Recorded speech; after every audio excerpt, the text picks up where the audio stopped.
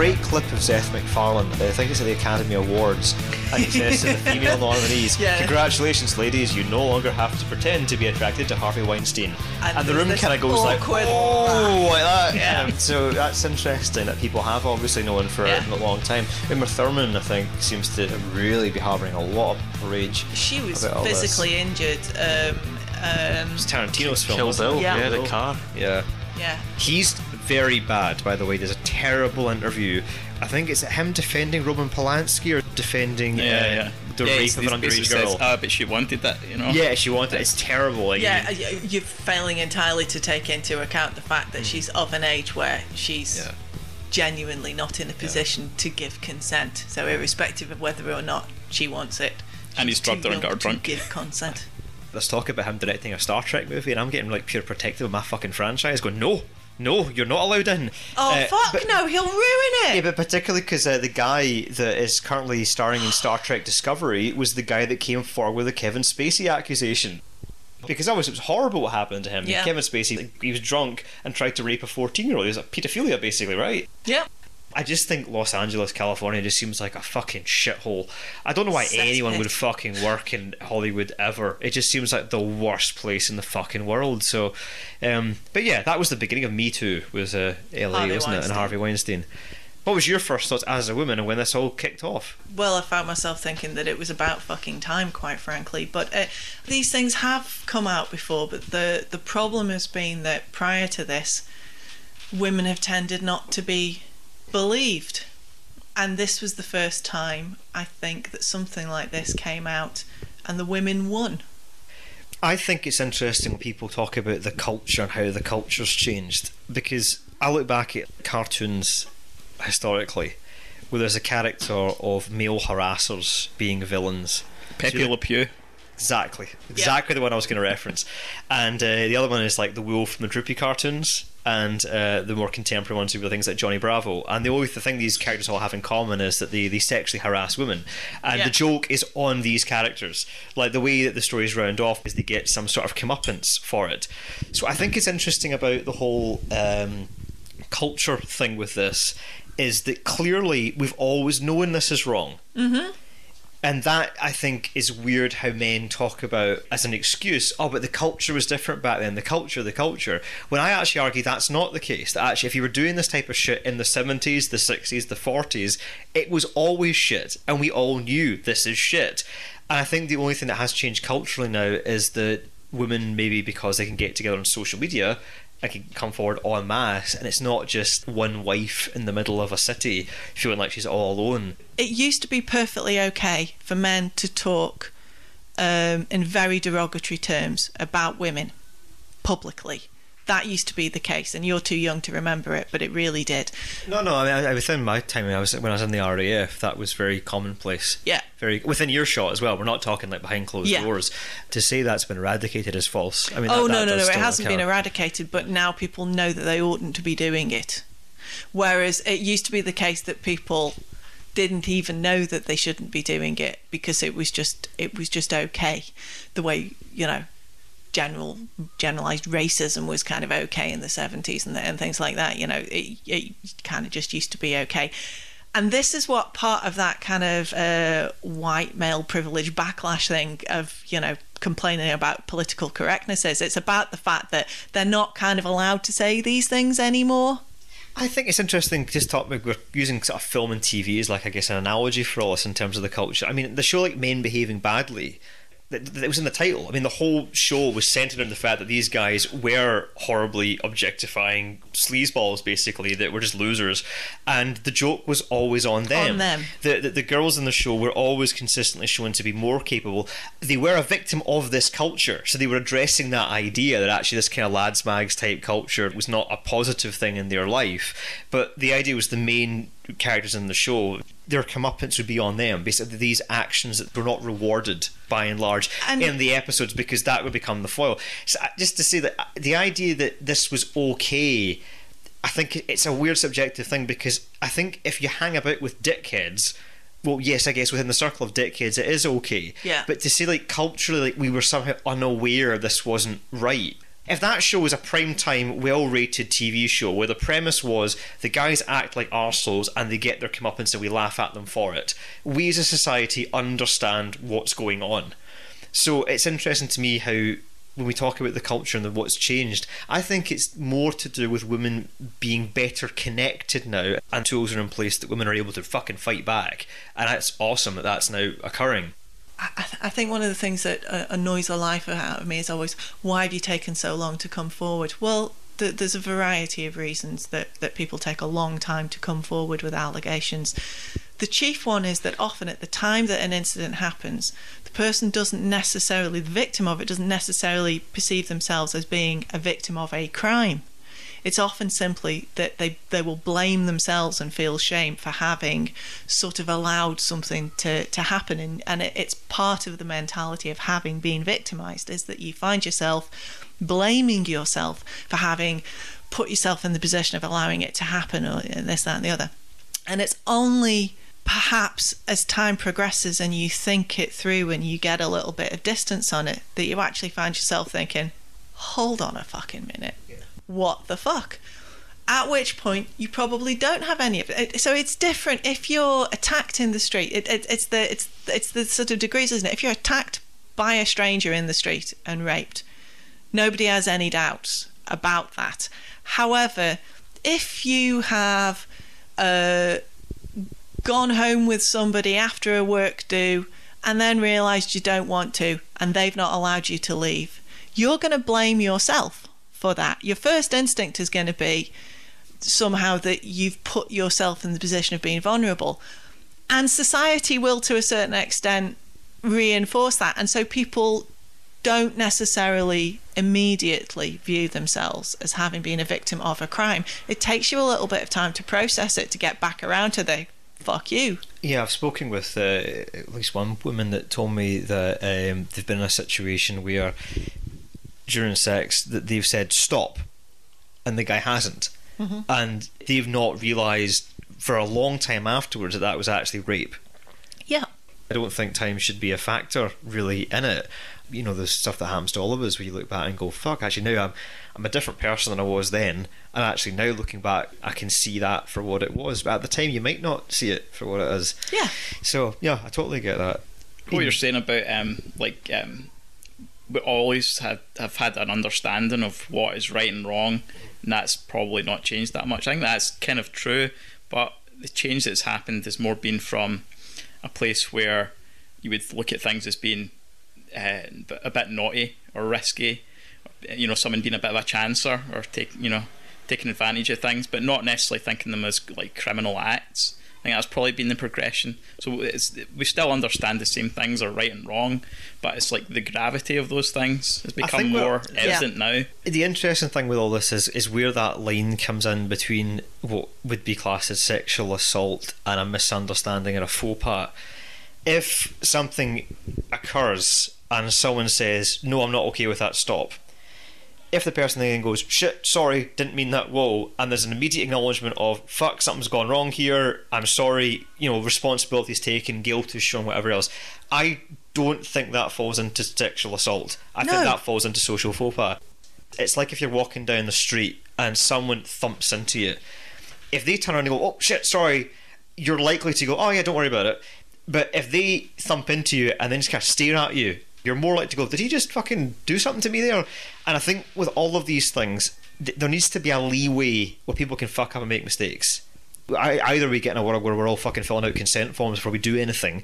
There has to be some level of that. Like going back from a bar with somebody, you might try it on, but when they say no, then that's it. And it is very awkward and embarrassing or whatever else, but that is it. And as long as you don't keep pushing for it, I don't think that falls into the line of sexual assault. Of course not, no, that's just humanity. And like, I think every guy when this hit must have gone back to what did I do, is anything bad? Which I think is amazingly healthy, by the way. Yeah. Because us feeling like we're maybe walking a bit on eggshells is so worth it for women's safety. If that's the trade-off, like me being a little bit more self-aware is much better for the world than, you know, people rampantly sexually assaulting people. But I feel bad for kind of younger guys, particularly now, like they're teenagers or in their kind of very early 20s or whatever, when you're still trying to figure a lot of this stuff out.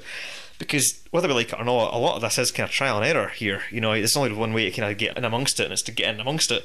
And mistakes are going to be made, and I do kind of feel bad for young guys now that might be looking at all this and going like, shit, what do I do? How do I talk to anyone? And I think the whole thing is actually to do. I just talk and actually just discuss it. I actually ask about it. If you go about pursuit of a love interest with manners and decorum, you probably won't go wrong. What do you make about workplace banter? That's the great thing that everyone's had a fucking cry over. Oh, we can't flirt in the workplace anymore. My workplace is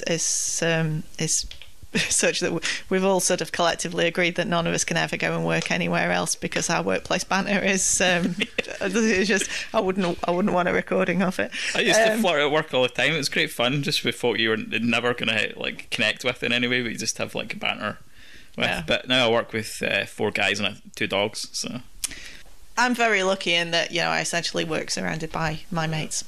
The Gammons have had a cry about it, the death of workplace banter, and I'll probably ask What the they question. mean is it's no longer okay for them to leer at the secretaries. That's what I was trying to get. Yeah, I can't stand in Janice's personal zone anymore. Yeah.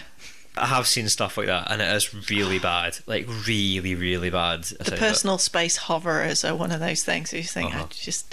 I just know you're looking at really horrible things on the internet when you're not standing 3 inches away from me. Aye. Fuck off. Yeah. and the power thing is important as well. I mean, I would never have like flirted with anyone who's like, you know, a lot junior to my position. I think that would just Well, would have been the power you know, dynamic is the thing that's usually wrong. So, I mean, for instance, if you look at, to pull it back to politics, like the Bill Clinton, Monica Lewinsky thing, the way that's often portrayed is as if it's somehow, you know, an affair or something like that. But she was 22 and he was president. Do you know what I mean? the power dynamic is unbelievable, and he was absolutely abusing his position and his authority for some personal relief. There's loads of rumours with him though, right the way back to the early days of his political career. Because Yeah. I'm sure there's one woman that did they pay her off? There's someone Oh, that they was paid off kind of loads like of people. that she Yeah. kept going at him for ages. I think she released a book about all of it. But he's a dodgy motherfucker in that realm. But Hillary, feminist. Right, so we need to focus a bit on the politics. We gotta get this thing moving. Grab him by the pussy quote from Trump. Yeah, it was October 7th, 2016.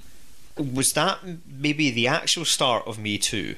It put the subject of power, sexism and sexual assault, power abuse, Yeah. into the mainstream. Because what happened with that was, Trump immediately then came out and said it was a locker room talk, like, you know, which just annoyed the fucking life out of me and pretty much every other woman with a pulse. And I think annoyed a lot of men as well, because I think a lot of men were going, well, I don't fucking talk like that. No, Do you know what I mean? Even And actually I some of think- the worst men I've been around, I think, would probably have found that line to be Repugnant. really over the line. Because what you're actually doing is suggesting that it's perfectly all right to sexually assault women because you're famous, and that they will allow you to do it because you're famous. So there's an almost assumption that assault is actually with consent because you're famous, because you're fucking great, which is... But anyway... the result of him sort of saying, oh, it's just locker room talk, was that a whole load of women came forward saying, well, actually, he's fucking done exactly that to me.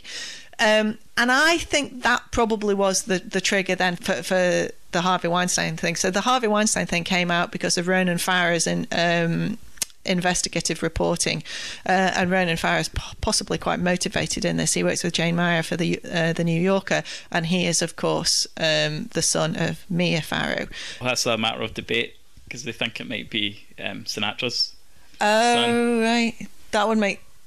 Mia Farrow had broken up with Frank Sinatra by that point for quite Right. a number of years, but he looks a lot like him. Yeah. Let's put it that way.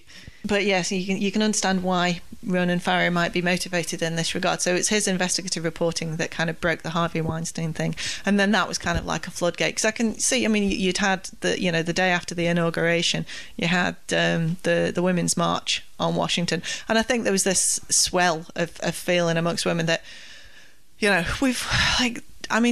Trump is a version of a guy that almost every woman has met at some point, right? Like the guy that stands too close and doesn't know that he's £100 overweight and never, ever, ever going to be allowed to sleep with you. We've all met that guy, right?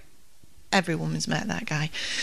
And so there was just this sense of, oh no, fuck, that guy's won, you know? It was also despite everything. Because of the sheer number of women that came forward, it was quite obvious that these guys were guilty, wasn't it? Yes. And it's also that was the beginning of the shift, because I guess we talk about the cultural change. Yeah. The assumption was the women would be lying about this. Oh, she's saying it to get press attention. She's saying it for money. She's saying it for this. She's saying it for that. Because the numbers that were involved here, it was so obvious that the guys were fucking wrong. Especially and that, when I think was triggered the whole thing. Yeah, especially when what you had was various women sort of coming out independent of each other, describing behaviour that was extremely similar to each other. So Scots law is quite interesting here, right? Because under Scots law, you require corroboration for rape, for instance, or sexual assault. Corroboration means there has to be more than it can't just be he said, she said. So corroboration can be physical evidence, so it can be forensic evidence, for instance, or it can be another person saying that the perpetrator has done the same thing to them. So multiple independent accounts of similar behaviour is considered a course of conduct that is considered to be corroboration. And so I think where you've got various women all describing Trump, for instance, as having grabbed them and things like that for whatever in whatever capacity, you have essentially that kind of that corroboration of a course of conduct. This is somebody that routinely does this. And it was the same with Harvey Weinstein, and it was the same with Cosby. You know, you've got a lot of people independently having come forward describing the same sort of behaviour. And it was the same, you had to pick another incredibly contentious subject with, for instance, Catholic priests abusing children. You'd got families coming forward always describing the same sort of thing over and over and over. So you've got a course of conduct. You've got somebody that is just a serial offender and needs dealt with. So then we get to Brett Kavanaugh. He disputes absolutely that any of these sexual things went on, and he has tied himself up in knots to excuse things that were written in kind of yearbooks. You know, Americans have these yearbook things that they all produce where they all fucking write shit about how great they all are and who's going to be president and blah-de-blah-de. But so that all this stuff in yearbooks, for instance, that him and all his pals, there was a woman. I think she was a particularly beautiful woman that they all fancied, and they all wrote that her name was Renata, and they all wrote that they were Renata alumni, suggesting, we've all been to Renata, as it were. And they're saying, oh no, it meant that we were all fans of her because she was so great. Really? Did it? Yeah. Did it? Do you think anybody believes that, you prick? So I'm finding it.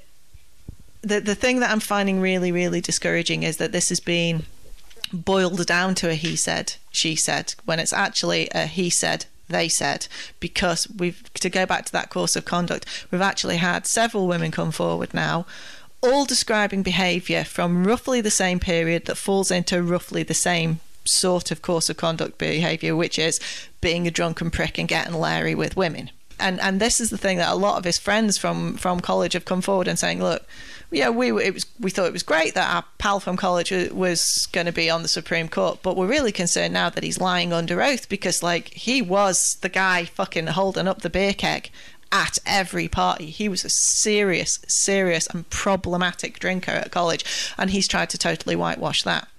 He's also came out sort of swinging at the hearings when he was asked. Dr. Ford, the person who's made the main allegation against him, spoke in the morning, and then he came out in the afternoon, and he came out that it was this wild conspiracy theory thrown out at the last minute by the Democrats. It was total mad partisan conspiracy theory stuff, but that's not actually played out by the facts. She had spoken to her husband about this and spoken to a therapist about it in the past, and that's on record, and she had named him in the past. And then before he became the nominee, when he was on the short list, she knew that he was on the circuit that feeds into being Supreme Court nominees. So she feared this for some time, and then when he was put on the shortlist for Supreme Court nominees, she wrote to the Washington Post. She contacted the Washington Post tip line, and she contacted her local congressperson, and then she was sort of put on to writing to Dianne Feinstein, who's her senator, and this was before he was the nominee. So if this is some mad conspiracy theory thrown out at the last minute, it managed to have started before he was the nominee. One of the other allegations against him is that at a party he basically got his cock out and waved it in some girl's face, and she was a devout Catholic, and she was deeply offended and shamed by this. And this story was reasonably well known, and this is where Ronan Farrow again comes into it, because he's the person that picked up on this story and pursued it and got her to talk to him. And again, if he says this allegation is untrue, I'd like to know why a month ago, before it was in the press, he was attempting to contact friends to get a picture of him and her together at a wedding sometime later where they were looking pally. Jesus. Because that's an amazing fucking coincidence, isn't it? That's an absolutely outstanding coincidence that you just happen to know that you should perhaps be looking for a photograph of you with a girl that hasn't yet publicly accused you of anything.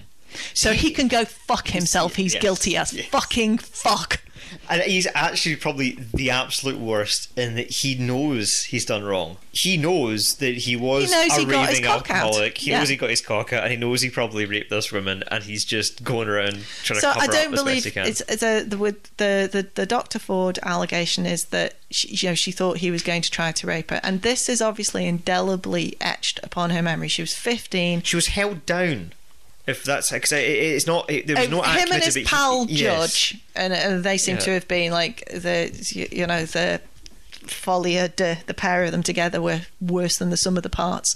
But they sort of shoved her into a room, and then he was on top of her, and it'd been a kind of swimming party because it's America. Fuck. And she had a swimsuit on. She had a full piece swimsuit on underneath her clothes, and so he was trying to get her clothes off, but he couldn't actually get anywhere because she was, encased in spandex. But she thought he was going to suffocate her because she was screaming and crying out, and he put his hand over her mouth, and she said she thought in his drunken clumsiness he might actually kill her by accident. And she was absolutely terrified. And the thing from her testimony is that the thing that haunts her most is the fact that these two idiots were just fucking laughing, uproariously laughing, that they thought it was a great time.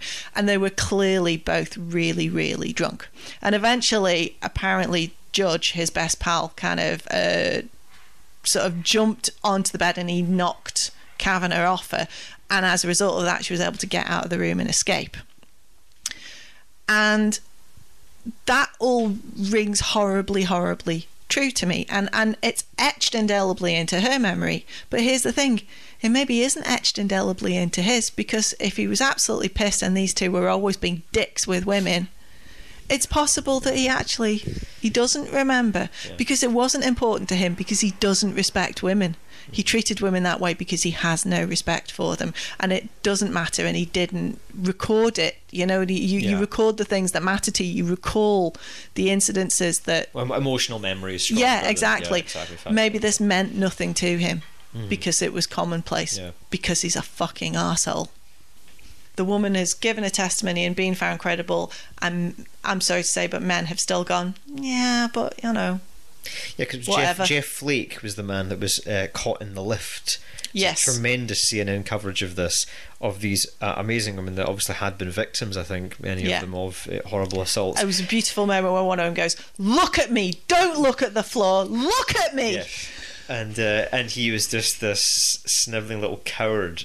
Exactly, because he couldn't look at her, and he just you looked at him and you could tell that he knew that he was wrong, and he was going to do something wrong anyway. He did, to be fair, then get the week-long investigation, which had been completely hamstrung and not being allowed to actually properly investigate. Loads of people have come forward now to the press to say, I was listening to Jane Mayer, who's Ronan Farrow's sort of partner in investigative journalism, being interviewed on Preet Bharara's podcast, which if you don't listen to, you should.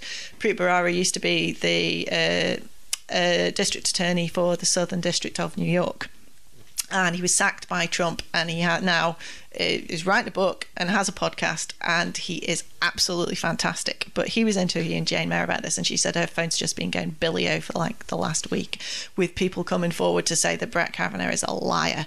I think the difficulty is we've had some of these big cases which are quite easy to take a side on, you know, like Weinstein, Cosby, and you know, some people have admitted that they've done things that are wrong.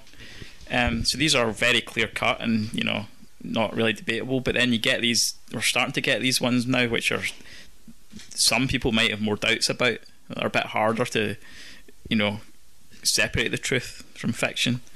I think that's where it starts to become harder.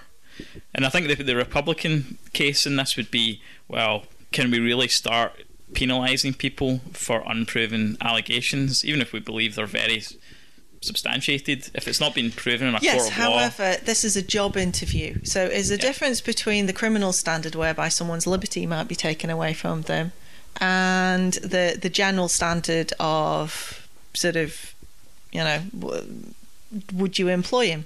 It's more like, like a civil case. Yeah, kind of, exactly, where the burden of proof is much lower because you're not removing someone's liberty. If you're removing someone's liberty, you need to fucking prove it.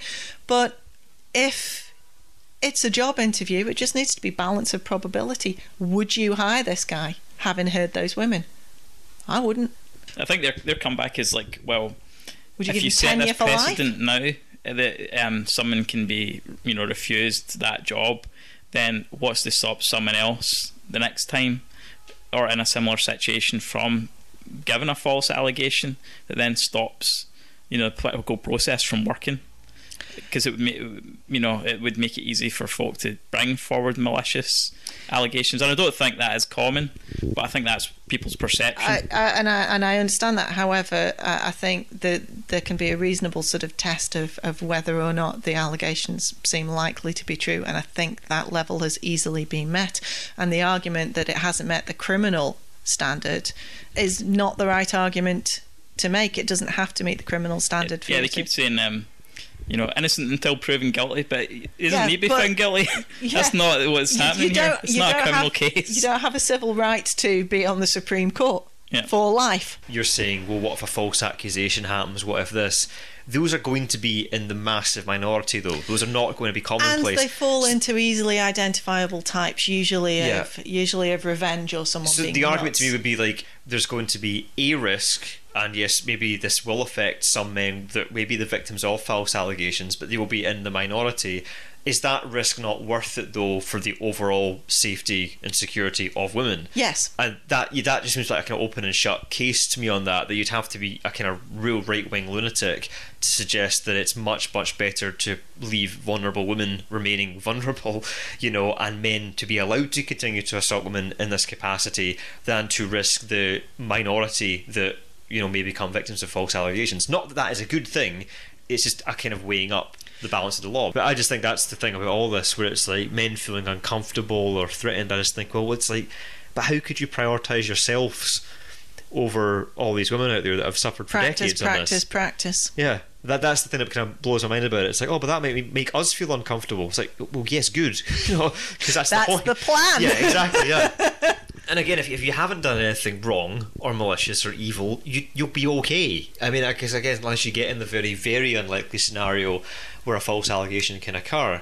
But really, for that to happen, it'd have to be an exceptional circumstance for that not only not to occur, but also to then be convicted of it. You know, to be convicted of something you didn't do. I mean, it would have to be something pretty extreme, I would think, in order for that to go all the way. So let's go back to talking about one of our favourite subjects, which is Red Dwarf.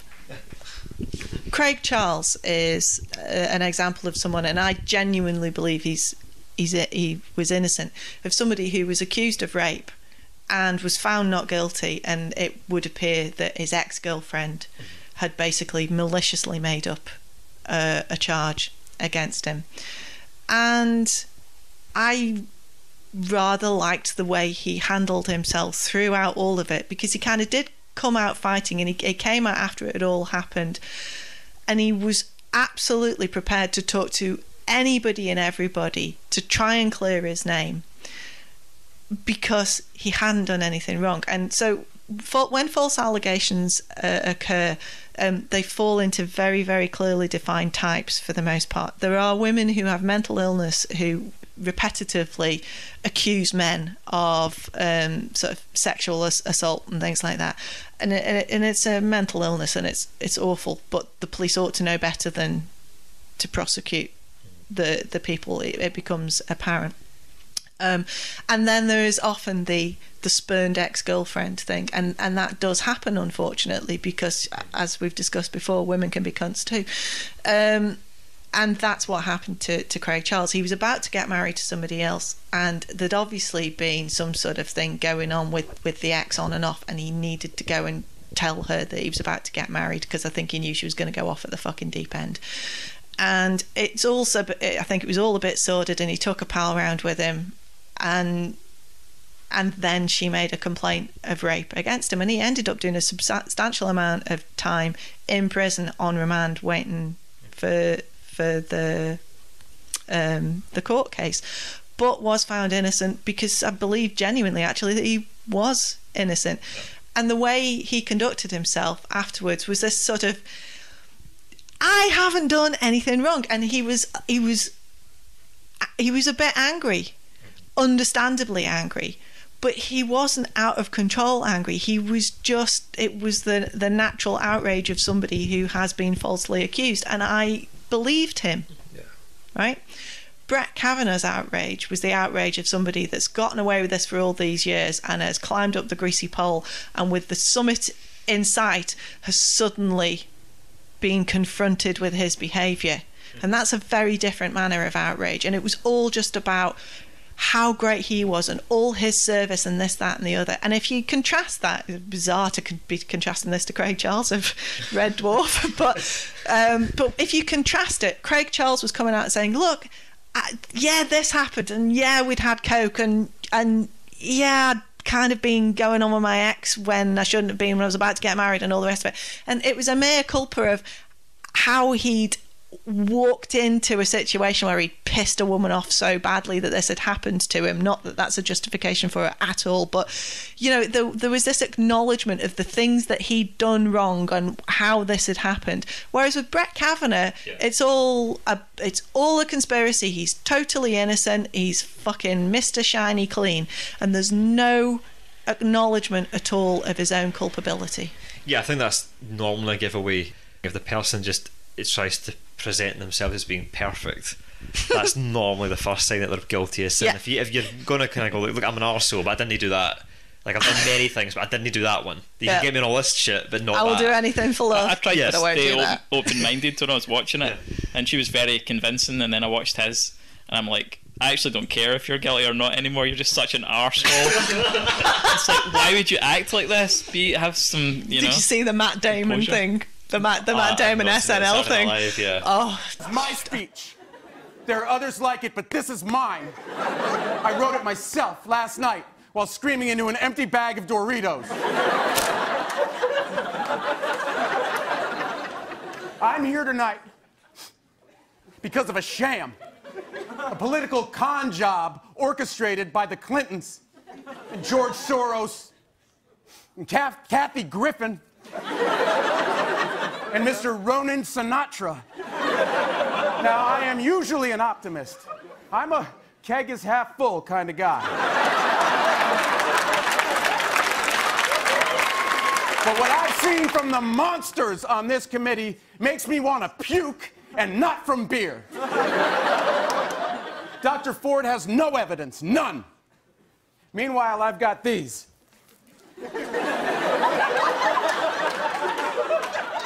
I've got these calendars. These beautiful, creepy calendars. he's fucking weeping with laughter. I mean, he does it perfect. There is that iconic photograph of him with that sneery, snarly nose thing he does, and he's got the angry eyebrows, and just him doing like, "Argh!" And then all the women sat behind him as he's giving this testimony. Like, what are you on about? Kind of that universal expression, because they all know he's totally bullshitting. Yeah, I mean, I think it's perfectly possible that he doesn't remember the Ford incident, but you know, Yeah. But he knows. I always think as well that I hate when guys But he definitely knows about the cock out thing. I also don't think alcohol is an excuse. I don't think if you're drunk that makes you rape people. I'm very much of the opinion. No, if you're someone that's inclined towards rape, then I don't think it's a kind of like, if you drink you'll rape people. That's not how that works. Yes. And I sometimes get a bit kind of twitchy about, don't blame this wonderful beverage for this horrendous crime, because a lot of guys, Kevin Spacey tried that. That was like, I had a bit to drink last night, so I became a paedophile. Going, what the fuck are you on about? And then he brought out the fact that he was gay. Like, A, everybody didn't already know that, and B, the Onion's headline on this was maybe the best thing I've ever seen ever. The Onion's take on this was, I'm gay, not the correct response to the question, did you touch that child? Agrees everybody. That stereotype that gay men are predators against children is something that the gay community has been desperately fighting. I've never connected those dots. I'd never ever thought gay people were fucking sexual kids. predators. Never thought that, Yeah. ever. This is way before my time, that being a stereotype. I think in the era that I've grown up in, obviously things have gotten better for gays during that time period too, but never ever thought, oh yeah, those gays are all fucking kids. That never ever came into my head until Kevin Spacey decided to try and connect those two fucking dots, which are not connected, Kevin. You fucking paedophile bastard. Which is why, like, all these movies that are inverted commas good is when he's playing rapey, creepy arseholes, because that's what he is. When you think American Beauty, I mean, when you look at the plot of American Beauty, I'm sorry, what? But the weirder one for me on this is the House of Cards thing, because in the books he's written to be like a sex offender in the sense he's having an affair, but in the TV version there's this weird thing where he's having off with the security guard. The last season that they Who thinks did, Kevin had that written in? Yeah, there was something where like he tried on with one and basically this was going to become an allegation, and it was almost like when a serial killer starts leaving clues along with the Just crime. please fucking catch me. Yeah, exactly. He's like going, fucking stop me. Make me stop. Like, he produced the fucking show, so it wasn't like some other writer was penning this in. It was like he's going, can you get me that I'm a sexual predator into this somehow? Have you watched the original British series? Yes, and it's much better. It's much great. better. The books are better, and the TV show is much better. I haven't read the books actually. They're worth a read. Well, I've read the first one, but the British version of it's much better. But yes, the point is none of that shit's in it. That was added by Kevin. Even though he's a sexual predator. The greatest trick Kevin Spacey ever pulled.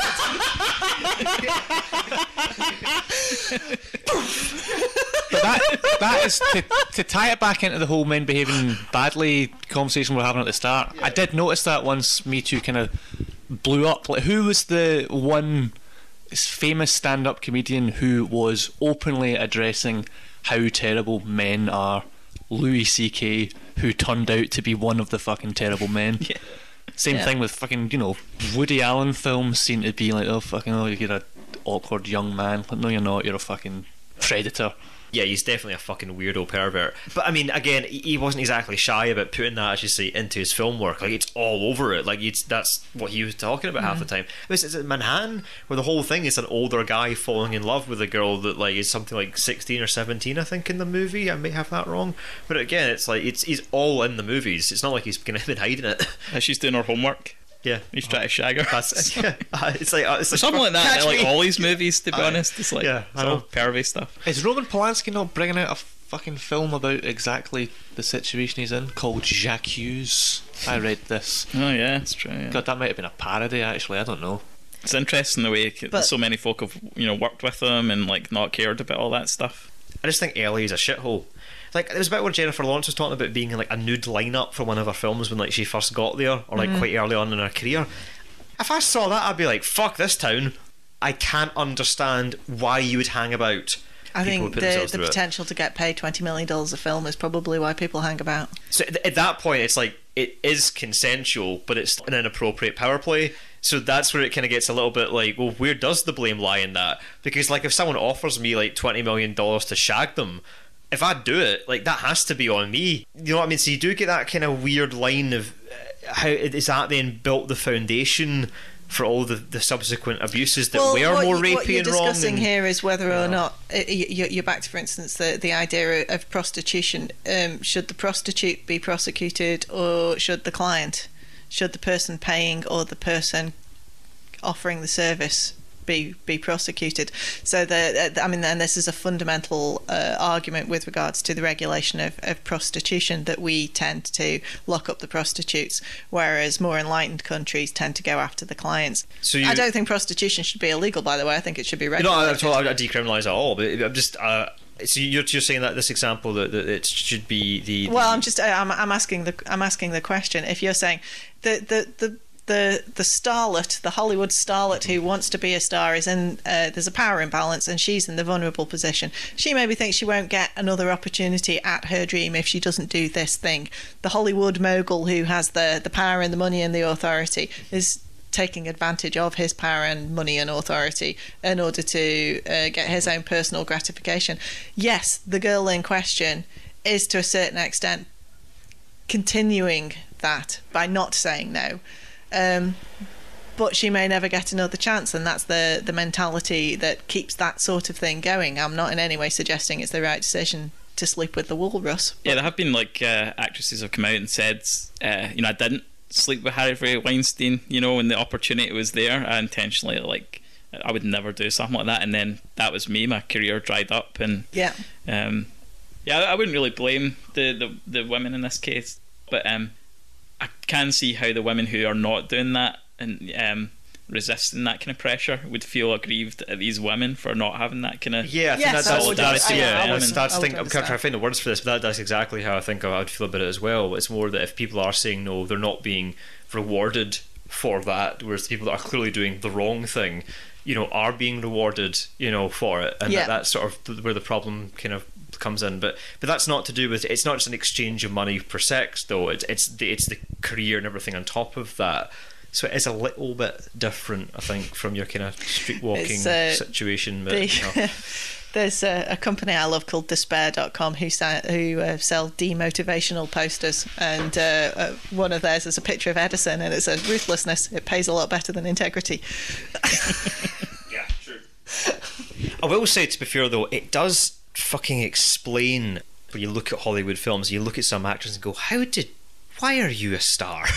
And then you do look back and go, oh. It also explains why you perpetually have men 20 to 30 years older than the female romantic lead, just all the fucking time. Yeah, that really bothers me. I think it's like Tom Cruise is horrendously bad for that recently, where because he's an old guy now.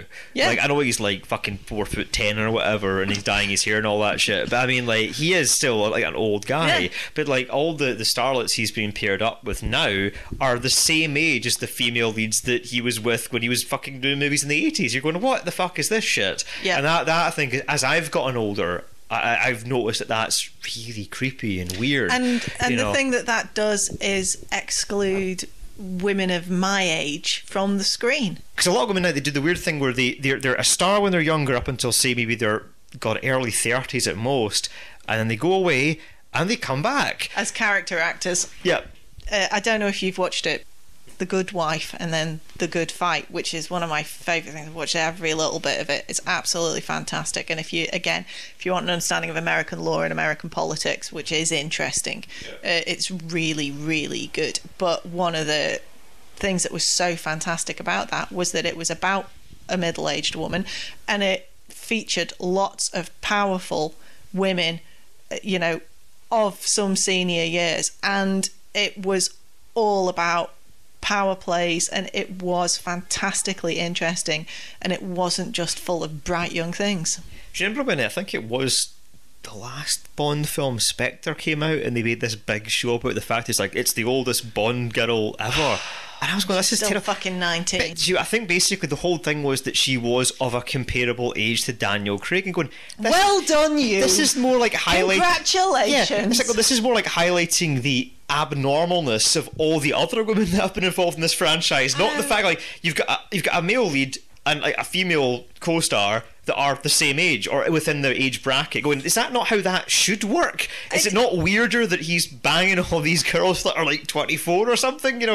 I know, and just as a sort of a counterexample, the amount of fucking pish about the fact that Emmanuel Macron has a wife who's older than him.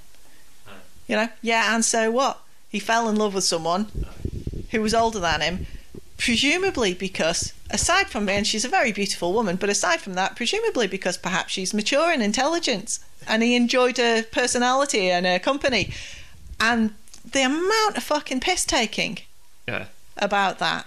Partridge was doing this joke ages ago when he's got that girlfriend that's like, was it 10 or 12 years younger than him, and he starts going like cash back and all that.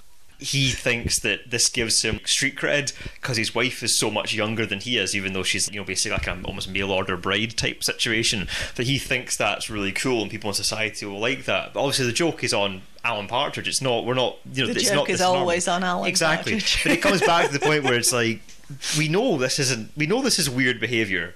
I've got a girlfriend. Yeah. She's only 33. Cash back. It's going to be a shit show in America. It's a month out from the American midterms. I really, really hope that a massive amount of women show up at the polls and vote Democrat and give the Republicans a damn good kicking.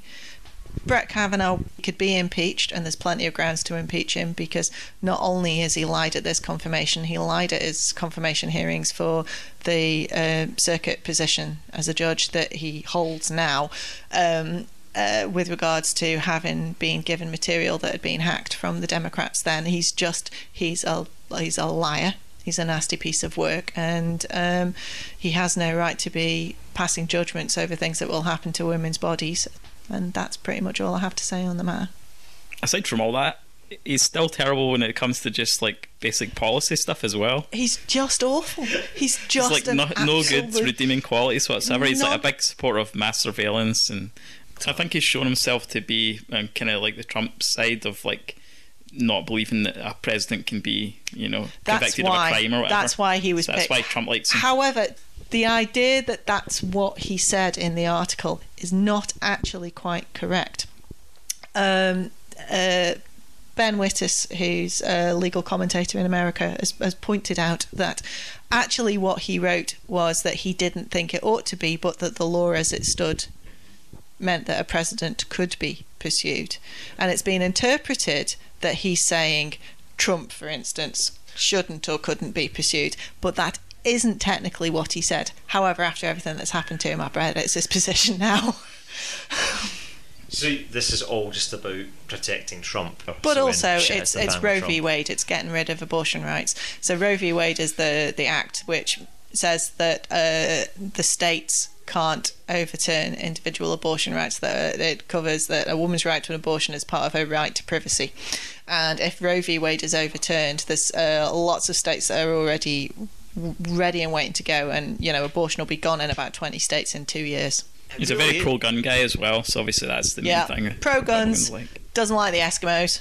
Sorry, I know that's not. It's just weird how America is actually sliding into fascism. You do sometimes forget how awful America actually is politically. This is why I pay obsessive interest to American policy and politics, is because whatever's happening over there is coming here in 10 years' time. And they've already started on abortion rights in this country, and that's started to creep in with the likes of Nadine Dorries. So it's really worth paying attention to what's occurring over there.